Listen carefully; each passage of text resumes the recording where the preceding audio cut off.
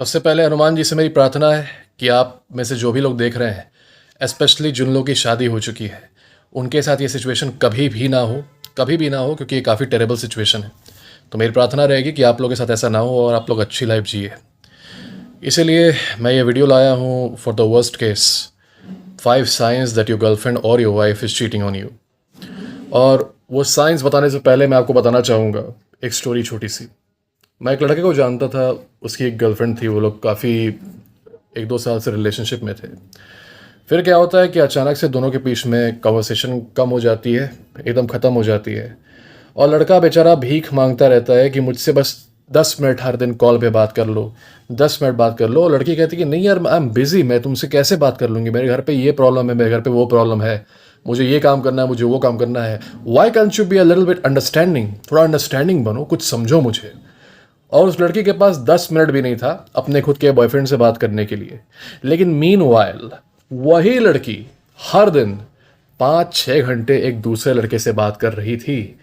सिर्फ eight the same time जब वो अपने बॉयफ्रेंड को बता रही है कि मेरे पास 10 मिनट भी नहीं है तुमसे फ़ोन पे बात करने के लिए, वो एक दूसरे लड़के से, जिसको लेट्स से अदर गाय, ओजी कहते हैं उसे, वो ओजी से 5-6 घंटे हर दिन बात कर रही थी। मीनवाइल उसका बॉयफ्रेंड सोच रहा था कि वो सही में इतनी बिजी है कि वो उसे 10 मिनट नहीं दे सकती। ठीक है, अब आप मुझसे ये पूछेंगे कि मुझे ये स्टोरी कैसे पता है, मुझे किसने बताया। तो भाई मैं था ओजी, मैं था अदर गाय जिससे ये 5-6 घंटे बात कर रही थी। खैर, उसके बाद आप शायद गेस कर सकते हैं कि क्या हुआ होगा, मुझे बताने की ज़रूरत नहीं है। इन शॉर्ट, उस लड़के की रिलेशनशिप ब्रेक हो गई and the girl came to me. खैर, साइन पे आते हैं। तो पहला साइन इस स्टोरी से रिलेटेड है। पहला साइन है, अचानक से आप लोगों के बीच में कॉन्वर्सेशन एकदम गिर जाना, एकदम ड्रॉप हो जाना, सडन होना। मतलब ग्रेजुअल नहीं, कि एक होता है ग्रेजुअल कि दिन में 5 घंटे बात कर रहे हो तुम लोग, तो धीरे धीरे 4.5 घंटे, फिर एक हफ्ते बाद 4 घंटे, ऐसे नहीं। अगर दिन में 5 घंटे बात कर रहे हो तो वो टाइम सीधे 1 घंटे पे आ जाना अचानक से। ठीक है, ड्रास्टिक ड्रॉप होना, मैसेजेस में भी, कॉल्स में भी। और इसका वो बहाना बनाएगी कि यार मेरे पास ये काम है, मेरे पास वो काम है, मुझे घर पे मम्मी ये बोलती है, मेरे घर पे पापा ये बोलते हैं, मुझे बात करने से मना करते हैं, मैं छुप के बात करती हूँ, और मेरे पास ये सारी दिक्कतें हैं, मैं स्ट्रेस में हूँ, मैं डिप्रेशन में हूँ, मैं दुनिया भर की प्रॉब्लम में हूँ। ये सारे बहाने वो बताएगी और तुम उसको रैशनलाइज करके मान भी जाओगे। ठीक है, ये साइन है। क्योंकि जब उससे तुम्हारा कन्वर्सेशन ड्रॉप हो रहा है ना, जब वो तुमसे बातें ड्रॉप कर रही है, उस टाइम पे वो किसी ओजी से बात कर रही है, अदर गाय से। ठीक है, अब हमारे पास टाइम फाइनाइट होता है, ओके, और क्योंकि हम लोग के पास टाइम फाइनाइट होता है, तो बात यह है कि आप टाइम उसे देंगे ना जो आपके लिए ज़्यादा इंपॉर्टेंट है। तो जब चीटिंग शुरू होती है तो ओजी जो है वो ऑब्वियसली ज़्यादा इंपॉर्टेंस अटेन कर लेता है आपसे, और फिर आप सेकेंडरी बन जाते हैं। जब ओजी अराउंड ना रहे तब वो आपसे बात करती है। तो ये समझ जाइए कि आप जो ड्रास्टिक चेंज हो गया टाइम में, और एकदम शुरू में सस्पेक्ट मत करने लगो। ये ड्रास्टिक चेंज मान लो टाइम में आया, तो मैं वो टाइम नहीं दे रही, तो देखो क्या ये फेज़ 2 हफ्ते से ऊपर जा रहा है, क्या 2 हफ्ते से ऊपर यही चल रहा है कि ये तुम्हें टाइम ही नहीं दे रही, समझ जाओ कि ओजी आ चुका है इसकी लाइफ में। वरना 1-2 दिन के लिए मान लो बिजी है, आप मान लो 5 दिन के लिए बिजी हो गई, कोई दिक्कत की बात नहीं। पर अगर ये 2 हफ्ते को क्रॉस कर दिया ये मार्क ना, समझ लो तुम्हारा she is probably cheating on you, और वो बाकी टाइम जो है ओजी से बात कर रही। दूसरा साइन है, अचानक से उसकी लाइफ में वो एक स्पेसिफिक फ्रेंड को मेंशन करने लगती है। पता नहीं तुम इस फ्रेंड को पहले जानते हो या नहीं, या फिर ये फ्रेंड अचानक से मेंशन होता है, पर ये फ्रेंड उसकी बातों में बार बार मेंशन होता है। जैसे कि मैंने एक्स वाले वीडियो में बताया था कि वो एक्स को बार बार मेंशन करने लगती है ना। इस केस में क्या होता है, क्योंकि अब फ्रेंड से उसका कुछ अटैचमेंट हो गया है, फ्रेंड ओजी है, तो फ्रेंड के बारे में वो बार बार बात करेगी। तुम लोग डेट पे रहोगे तो बताएगी कि देखो यार, मेरा वो फ्रेंड है, वो भी ऐसे ही करता है, मेरा वो फ्रेंड है, वो मुझे ऐसे बता रहा था। फ्रेंड फ्रेंड फ्रेंड फ्रेंड ये बार बार मेंशन होता रहेगा, उसे वो फ्रेंड ही बोलेगी हमेशा, ताकि तुम शक ना करो। और उस फ्रेंड को वो इतना ज़्यादा एडमायर करेगी, वो बताएगी यार उस फ्रेंड ने मेरी बहुत मदद की है, वो मेरा सेवियर है, वो मेरा ये है, वो मेरा वो है, मैं कुछ भी डिसीजन लेती हूँ तो उससे पूछ के लेती हूँ, वो मुझे अच्छा गाइड करता है। यहाँ तक कि ये बात इतनी हद तक पहुँच जाएगी कि तुम्हारे रिलेशनशिप में क्या होगा, ये डिसीजन वो फ्रेंड लेगा। इस टॉपिक पर, क्योंकि ये एक केस पे बेसिस्ड है, इस पर मैं एक वीडियो बनाऊंगा, क्योंकि वो ईमेल जब मैंने पढ़ा था ना, मुझे बहुत गुस्सा आया था। पर मैं उस ईमेल पे डिटेल में वीडियो बनाऊंगा। ये फ्रेंड एक ऐसे पॉइंट तक आ जाएगा कि ये तुम्हारे रिलेशनशिप को कंट्रोल करेगा अपने घर से। क्योंकि अगर ये फ्रेंड बोलेगा कि आज अपने बॉयफ्रेंड के साथ डेट पे मत जाओ, तो वो लड़की नहीं जाएगी तुम्हारे साथ डेट पे। अगर ये फ्रेंड बोलेगा कि अपने बॉयफ्रेंड को ऐसे ट्रीट करो, तो वो वैसे ट्रीट करेगी जैसा वो बोलेगा। तो बेसिकली वो कंट्रोल करेगा, वो लड़की तुमसे ज़्यादा उसकी रिस्पेक्ट करेगी। और एक और साइन, अगर तुम उस न्यू फ्रेंड जो ओजी है उसके बारे में कोई बुरी बात बोलते हो, तो लड़की पहले तुम्हें रोकेगी, नहीं उसके बारे में ऐसे मत बोलो, है ना। किसी भी लड़की के लिए, अगर वो तुमसे रिलेशनशिप में है या फिर तुमसे उसकी शादी हुई है, तुम्हें छोड़ के तुमसे ज़्यादा इंपॉर्टेंट कोई लड़का उसके लिए होना ही नहीं चाहिए, कोई भी नहीं। You should be the only important person, only important man in your life. और अगर तुमसे ज़्यादा इंपॉर्टेंस उसने किसी को दे दिया है कि वो तुम्हारी बुराई सुन ले रही है पर वो उसकी बुराई नहीं सुन पा रही, it's a cause of worry. तुम्हें चिंता करने की ज़रूरत है, क्योंकि ये हो रहा है। देखो, ये फ्रेंड जो नया आया है ना, ये शुरू में फ्रेंड है। धीरे धीरे क्या होगा, कुछ महीने बीतेंगे। अब कुछ महीने बीतेंगे तो तुम्हें ये पता चलेगा कि असल में ये फ्रेंड नहीं है।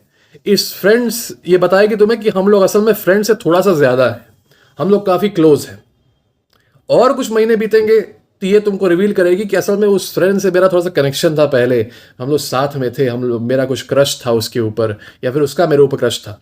और कुछ महीने बीतेंगे तो ये तुम्हें सीधे रिवील कर देगी कि असल में ये दोनों रिलेशनशिप में है, at the same time she is with you और now she wants to leave you. इसको कहते हैं ट्रिकल ट्रुथ। जब सच धीरे धीरे बाहर आता है, यूजुअली लड़कियां जब सच बताती हैं तो वो सारा सच एक बार में नहीं बताती, वो ट्रिकल तरीके से बताती है, मतलब धीरे धीरे करके बताती है। आज तुमसे बात करेंगी, आज तुम्हें कहानी बताएंगी एक वर्जन, उसके अगली बार बात करेंगी उसी सेम कहानी के बारे में, तो तुम्हें वो उसका दूसरा वर्जन बताएंगी, मतलब जिसमें थोड़ा सा और ज़्यादा सच रहेगा। तीसरी बार बात करेंगी तो थोड़ा सा और सच बताएंगी। चौथी बार बात करेंगी उसी चीज़ के बारे में तो थोड़ा सा और सच बताएंगी। ऐसे करते करते 7-8 बार में पूरा सच निकलता है। इसी को कहते हैं ट्रिकल ट्रुथ। जैसे पानी ट्रिकल ट्रिकल होते हुए कहीं पे जाके भरता है ना, बूंद बाय बूंद, वैसे ही ये ट्रुथ निकलती है बाहर। अब ये ट्रिकल ट्रुथ का एक फ़ायदा ये है कि तुम तुरंत सारी सच जान नहीं पाते, और तुम जब धीरे धीरे सच जानते हो तो एक तरह से तुम कंडीशन हो जाते हो उस सिचुएशन में रहने के लिए। अब मैं तुम्हें अचानक से बता दूं कि वो तुम पे चीट कर रही है, तो मुझसे शायद छोड़ दोगे, पर तुम्हारे अंदर अगर होगा स्वाभिमान तो। अगर मैं तुम्हें धीरे धीरे कंडीशन करूंगी, नहीं वो अभी फ्रेंड है, नहीं नहीं अब वो फ्रेंड से ज़्यादा है, नहीं नहीं अब वो क्रश है, नहीं नहीं अब वो उसका बॉयफ्रेंड है, तो तुम कंडीशन हो चुके हो ट्रिकल ट्रूथ की वजह से। और अब तुम्हारे अंदर उतनी हिम्मत भी नहीं आएगी कि तुम उसे छोड़ पाओ लड़की को, क्योंकि तुम्हारे अंदर आदत आ चुकी है इस ह्यूमिलिएशन में रहने की। और दूसरी चीज, she is hiding the truth in the plain sight. इसको कहते हैं hiding the truth in the plain sight. मतलब कोई चीज अगर तुम्हें छुपानी है तो उसे छुपा के मत रखो, उसे सामने रखो आदमी के, ऐसा रखो कि वो आदमी उसे नोटिस ना कर पाए। तुम्हारे अराउंड कुछ चीजें होती हैं जिन्हें तुम खोज रहे हो, पर वो तुम्हारे आंखों के सामने, तब भी तुम उन्हें देख नहीं पा रहे। कैमोफ्लेज्ड है वो चीजें। तो इसने दोस्ती के नाम पे अपने उस इलीगल अफेयर को कैमोफ्लेज कर दिया है। इसी को कहते हैं हाइडिंग इन प्लेन साइट। और ये बहुत ही अच्छी स्ट्रैटेजी है। इसीलिए जैसे तुमने देखा होगा कि गिरगिट जो होता है वो अपने एनवायरनमेंट में कैमोफ्लेज कर लेता है। सेना में जो वो बनाते हैं हम लोग गियर बनाते हैं, वो कैमोफ्लेज्ड गियर होता है, ताकि तुम्हारे सामने तुम्हारा एनिमी रहे पर तुम्हें दिखे ना, है ना। It's called hiding in plain sight. खैर, तो now she is hiding that guy in plain sight. अगर ऐसा हो रहा है, कोई नया हीरो अपीयर कर गया तुम्हारी रिलेशनशिप में, प्लीज़ बी केयरफुल, थोड़ा सा सावधान हो जाओ। मैं बताऊंगा तुम्हें करना क्या है इन सब चीज़ों के बारे में, पर साइंस को देखो और एक बार रिकॉग्नाइज करो कि तुम्हारी लाइफ में ऐसा है कि नहीं। तीसरा साइन है, देखो मैं, ये बहुत कॉमन चीज़ होती है कि तुम उसका फ़ोन चेक कर रहे हो और उसके फ़ोन में मैसेजेस वगैरह खोज रहे हो, ये सब चीज़ें। पर आजकल they have become very clever, ठीक है, क्योंकि ये सारी स्ट्रैटेजी पुरानी है कि मैसेज चेक करो, ये चेक करो, वो चेक करो। They have become very clever. उसका फ़ोन खोलोगे वो तुम्हें फ़ोन दे देगी अपना चेक करने के लिए, नो प्रॉब्लम। उसका व्हाट्सएप खोलोगे, सब कुछ खोलोगे, तुम्हें कोई मैसेज मिलेगा ही नहीं किसी का, ठीक है, किसी का मैसेज नहीं मिलेगा, क्योंकि वो तुमसे ज़रा चालाक है। उसके फ़ोन में, तीसरा साइन, उसके फ़ोन में एक ऐप है जिसे कहते हैं पैरेलल स्पेस।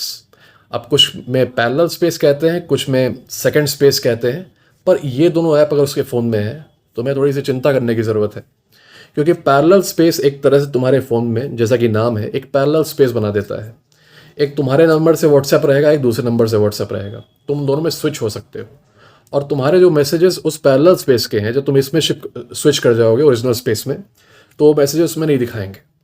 तुम पैरेलल स्पेस का इस्तेमाल करके सेम फ़ोन में 2-3 व्हाट्सएप यूज़ कर सकते हो। तुम पैरेलल स्पेस का इस्तेमाल करके मेरे ख्याल से सेम फ़ोन में 2-2 यूज़र्स लगा सकते हो, और बाकी जितने ऐप हैं जिसमें एक ही नंबर लगता है, जैसे कि टेलीग्राम, तो तुम एक ही फ़ोन में पैरेलल स्पेस का ऐप यूज़ करके टेलीग्राम में भी 2-2 अकाउंट यूज़ कर सकते हो। तो बेसिकली व्हाट्सएप के लिए लोग यूज़ करते हैं व्हाट्सएप को छुपाने के लिए पैरेलल स्पेस, कि एक मेरा ओरिजिनल स्पेस रहेगा, उसमें मेरी चैट्स रहेंगी जिसमें मेरी फैमिली वाले पढ़ सकते हैं। पैरेलल स्पेस में सीक्रेट चैट्स होती हैं। तो इस ऐप को ज़रा एक बार कोशिश करना कि क्या उसके फ़ोन में है पैरेलल स्पेस और सेकंड स्पेस। मोस्टली चीटिंग के केसेस जो मैंने देखे हैं उसमें ये ऐप एक रिकरिंग फीचर रहा है। खैर, अब हम लोग देखते हैं चौथा साइन। अच्छा, वैसे मैंने बताया था पैरेलल स्पेस भी एक तरीका है hiding the truth in the plain sight. तुम उसका फ़ोन देख रहे हो, उसमें मैसेजेस नहीं है, कुछ नहीं है ना? तुम्हारे चेक करने के बाद बोलेगी अच्छा कुछ मिला है सच उस फ़ोन के अंदर ही, तुम्हारे सामने फ़ोन है, पर सच तब भी छुपा हुआ है, हाइडिंग इन प्लेन साइट। चौथा साइन है, वो तुमसे मिलना अवॉइड करती है, तुमसे वो मिलती नहीं है, तुमसे वो बहाने बना देती है, कभी लास्ट मोमेंट पे कैंसिल कर देगी, कभी ऐसे करेगी वैसे करेगी, वो बोल देगी कि यार अभी मेरे पास टाइम नहीं है तुमसे मिलने का, अरे हम लोग बाद में कभी मिलेंगे, 1 महीने बाद मिलेंगे, यार तुम क्यों इतना मिलने के लिए परेशान रहते हो, मेरी खुद की भी अपनी लाइफ है, तुम इतना क्यों परेशान हो। फिर तुम डेट के लिए करते हो सेटअप, तो जब 6 बजे डेट है तो वो तुम्हें 5:45 में बताती है कि मैं नहीं आ पाऊंगी, तो लास्ट मोमेंट में कैंसिल करती है। ये सब चीज़ें तुम्हारे साथ हो रही हैं, ठीक है, वो बहाने बनाती है कि मैं बिजी हूँ वगैरह वगैरह वगैरह, लेकिन उसी टाइम पर वो अपने सो कॉल्ड दोस्तों के साथ घूम रही है जगह जगह। वो कभी यहाँ मूवी देख रही है, कभी वहाँ उस पार्टी में जा रही है, कभी इस पार्टी में जा रही है, कभी वहाँ बर्थडे मना रही है, कभी उस मूवी के लिए जा रही है, कभी कभी तो लॉन्ग ट्रिप पर चली जा रही है। मेरे पास कुछ लोग हैं जिनका ईमेल आया था, उनकी गर्लफ्रेंड उनसे नहीं मिली है कई महीनों से, वो भीख मांगते रह रहे हैं कि मेरे साथ बस चल चलो, डेट पे चल चलो, पर उसके पास दूसरों के लिए टाइम है, उसके पास दूसरे फ्रेंड्स के लिए टाइम है, उसके बाद दूसरी उसकी बेस्टीज के लिए टाइम है, और उसके पास बाहर out of station long trips पर जाने के लिए भी टाइम है कई दिनों के लिए।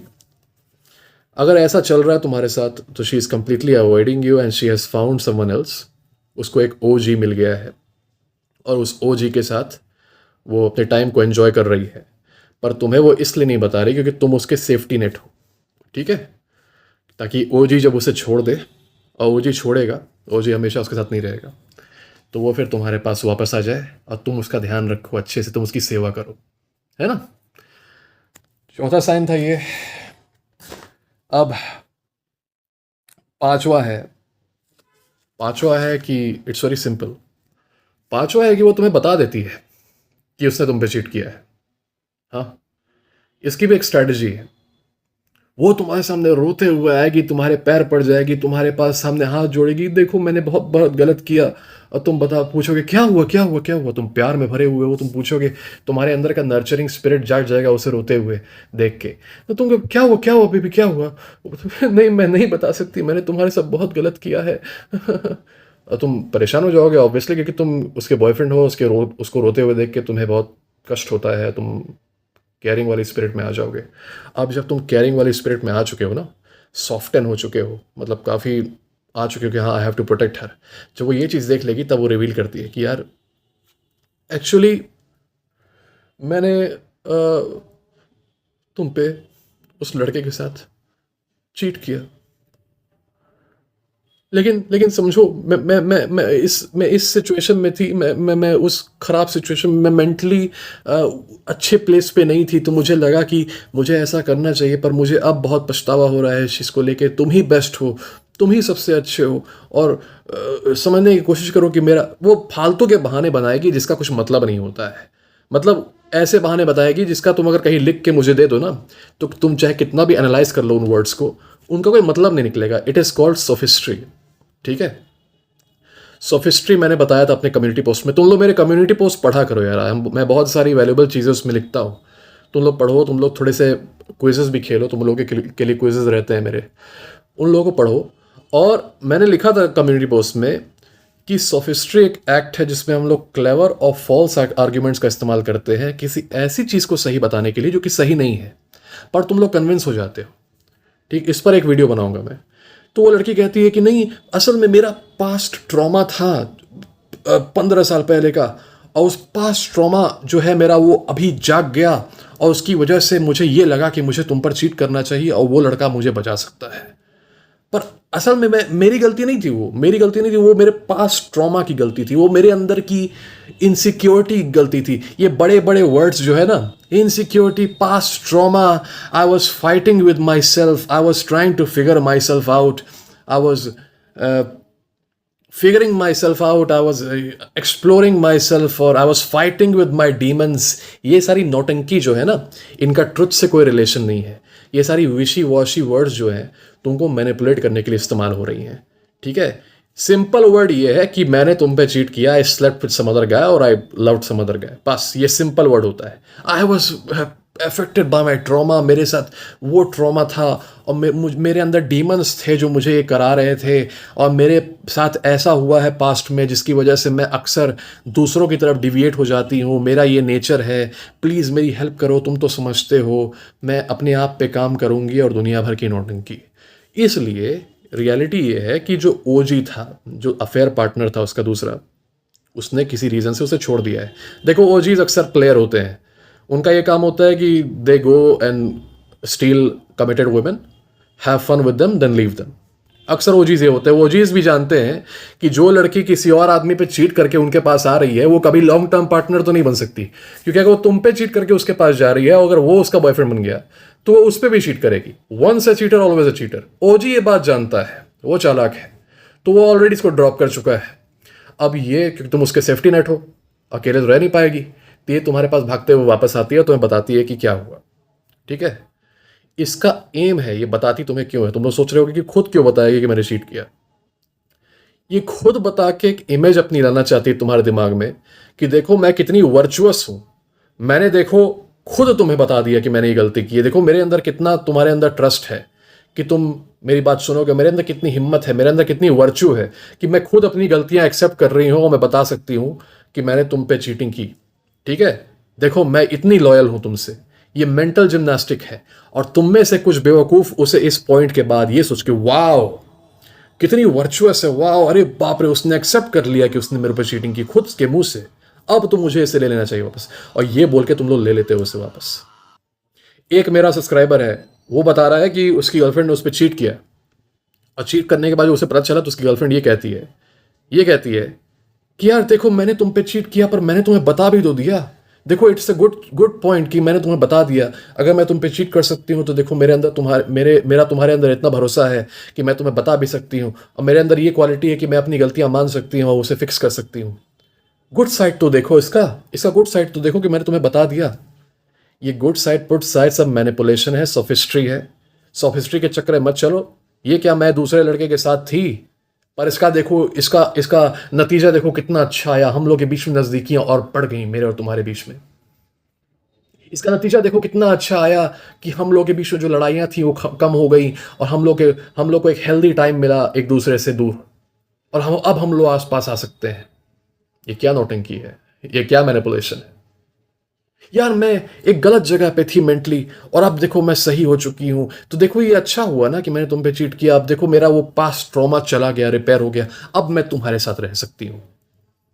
ये सब सोफिस्ट्री है, और अपने अंदर ये गूदा रखो कि तुम्हें जहां पता चले, मैं फिजिकल चीटिंग की ही बात नहीं कर रहा, तुम्हें जहां पता चले कि तुम्हारी खुद की गर्लफ्रेंड या वाइफ ने किसी और आदमी को आई लव यू बोला है, वाइफ के केस में तो मैं नहीं बोलूँगा क्योंकि सिचुएशन कॉम्प्लिकेटेड हो जाएगी, पर अगर गर्लफ्रेंड तुम्हारी जो है उसने किसी और लड़के को आई लव यू तक बोला है, ठीक है, और किसी लड़के का हाथ तक पकड़ा है रोमांटिक वे में, तो इतना रखो अपने अंदर जिगरा, एक सेकंड में उससे ब्रेकअप करके उसे ब्लॉक कर दो और कभी ज़िंदगी में बात ना करो। ठीक है, मैं अगर होता मैं इससे कम में ब्लॉक कर देता, इससे भी कम में। ठीक है, मैं इतना इंटॉलरेंट हूँ, मेरे साथ ये कभी सिचुएशन नहीं हुई है, भगवान की कृपा है। और मेरी प्रार्थना है, मैं फिर से कहता हूँ कि तुम लोग के साथ भी ना हो। मैं नहीं चाहता कि तुम लोग इस कष्ट से गुजरो। पर मैंने बता दिया कि ये 5 साइंस क्या होते हैं, जिसमें 5वां सबसे डेंजरस है, क्योंकि 5वें वाले में तुम लोग सोचते हो कि सामने वाला इतना वर्चुअस है, इतना बड़ा संत है कि मुझे इसे वापस ले लेना चाहिए। क्योंकि देखो भाई कितनी वर्चुअस है, तभी तो उसने अपनी गलती मानी और अपने स्वीकार कर लिया, और उसने खुद से बताया कि उसने चीटिंग की तुम पे। इसका मतलब वो ऑनेस्ट होगी, मुझे इसे वापस ले लेना चाहिए। सोचो कितनी सच्ची है वो, तुम पे दोबारा चीट करेगी। और लकी हो कि उससे तुम्हारी शादी नहीं हुई है अभी, छोड़ सकते हो अब भी बिना किसी फाइनेंशियल प्रॉब्लम के, उससे अब भी छोड़ सकते हो। अगर उससे तुमने शादी कर ली, ये मेरी गारंटी है कि एक ने तुम पे अगर एक बार चीटिंग की है तो तुम क्या और कोई भी हो उसके ऊपर वो दोबारा चीटिंग करेगी। Once a cheater always a cheater, ये मेरे इससे गारंटी ले लो, ये होगा। और अगर शादी के बाद तुम पे चीटिंग हुई तो तुम्हारे पास एक ही ऑप्शन बचता है, फिर चुपचाप बैठ के चीटिंग देखते रहो। हो सकता है तुम्हारे घर पे भी हो, है ना, बस देखते रहो। क्योंकि अगर तब तुम कोशिश करोगे खड़े होने की ना, इसे छोड़ने की, तो बहुत बड़ी दिक्कत में फंसने वाले हो। क्या दिक्कत में फंसने वाले हो, जाना मेरे एक्स्ट्रा मैरिटल अफेयर वाले वीडियो में देख लेना। जिंदा लोग अभी रिलेशनशिप में हैं, शादी नहीं हुई है, और चीटिंग वाले सिचुएशन में अगर आएंगे, तुरंत छोड़ दो लड़की को। 1 सेकंड में पता चलते ही, बिना बताए, मान लो तुम्हें पता चल गया कि चीट कर रही है, वहीं उससे वहीं ड्रॉप कर दो। तुम्हें उससे बताने की जरूरत नहीं कि मैं जान गया हूं कि तुम चीट कर रही हो, कुछ नहीं। उससे वहीं ब्रेकअप करके अपने मन में ही ब्लॉक कर दो हर जगह से, और कभी भी बात मत करो, कभी भी नहीं, कभी भी नहीं। कोई मेरे पास नहीं आएगा ये बोलने कि भाई इस लड़की ने मुझ पर चीट किया था, मुझे उसे वापस चाहिए। मैं नहीं बताऊंगा कुछ भी। मैं नहीं चाहता कि ये लड़की तुम्हारी लाइफ में वापस आए। इससे अच्छी डिजर्व करते हो तुम। क्या किस सिचुएशन में हो कि जो तुम्हें ह्यूमिलेट कर रही है किसी और लड़के के साथ मिलके, उसके साथ रहना चाहते हो? No fucking way. मैं नहीं आने दूंगा उससे, अगर तुम मेरे से पूछोगे तो। ठीक है, तो ये तुम्हें करना है पता चलते ही। और लकी हो कि शादी से पहले पता चल गया। मान लो शादी हो जाती, क्या होता? आई होप ये 5 साइंस तुम लोग वॉच करोगे अपनी लाइफ में। आई होप तुम लोग के साथ ऐसा ना हो, है ना। किसी और को अगर कोई प्रॉब्लम है तो हमेशा मुझे ईमेल कर सकता है, मैं सारे ईमेल्स का रिप्लाई करता हूँ। मेरा टेलीग्राम ग्रुप ज्वाइन कर सकते हो, तुम्हारे जैसे लाइक माइंडेड लोग हैं उसमें। इंस्टाग्राम पे फॉलो कर सकते हो, कुछ स्निपेट्स डालता हूँ उस पर, कुछ सक्सेस स्टोरीज डालता हूँ। ट्विटर पे फॉलो कर सकते हो मेरे पॉलिटिकल व्यू पॉइंट्स जानने के लिए। और अगर कोई और वीडियो का टॉपिक तुम्हें सजेस्ट करना है, कमेंट्स में सजेस्ट कर सकते हो, मैं ज़रूर लेके आऊँगा। तब तक के लिए गॉड ब्लेस यू गाइस।